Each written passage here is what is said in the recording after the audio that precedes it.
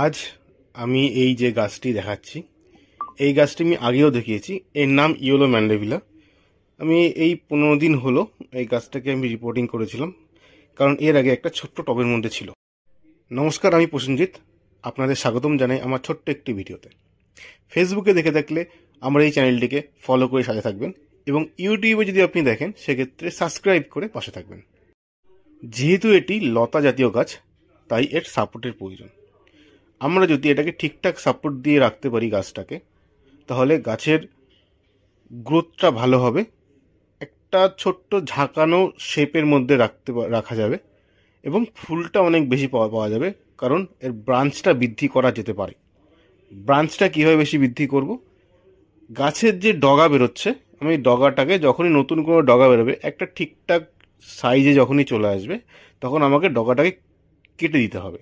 তাহলে প্রত্যেকটা যে পাতা থাকে, পাতার পাশ থেকে নতুন করে আবার ডগা বেরোয়, সেই ডগাতে নতুন ফুল আসে।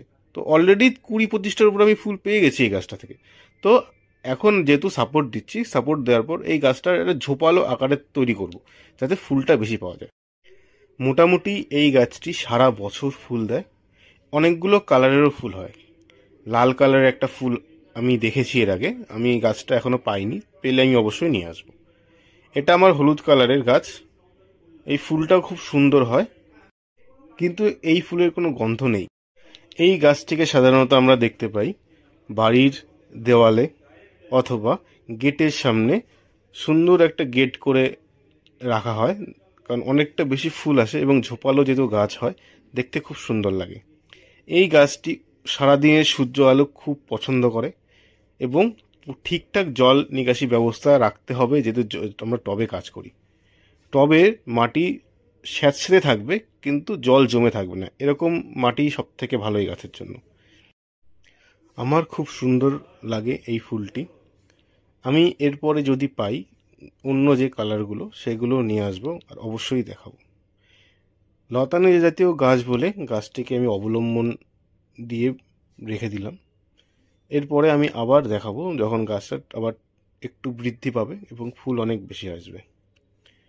তো এরপরে আমি এই যে ডালটি যেটা আছে, যেটার নিচে অনেকগুলো পাতা আছে, তো উপরে যে ডগাটা আছে আমি এটা কেটে দিয়েছিলাম, কারণ এই ডগাটা কাটার পরে নিচ থেকে এক্সট্রা অনেক ব্রাঞ্চ আসবে, এবং প্রত্যেকটা ব্রাঞ্চে নতুন করে ফুল আসবে। আমি এই ব্রাঞ্চটা আগে থেকে কাটা ছিল, আমি এর জন্য আর কাটলাম না, কারণ নিচে এখানে দুটো আর ছোট ছোট করেছি। তো আজ এইটুকুই, ধন্যবাদ।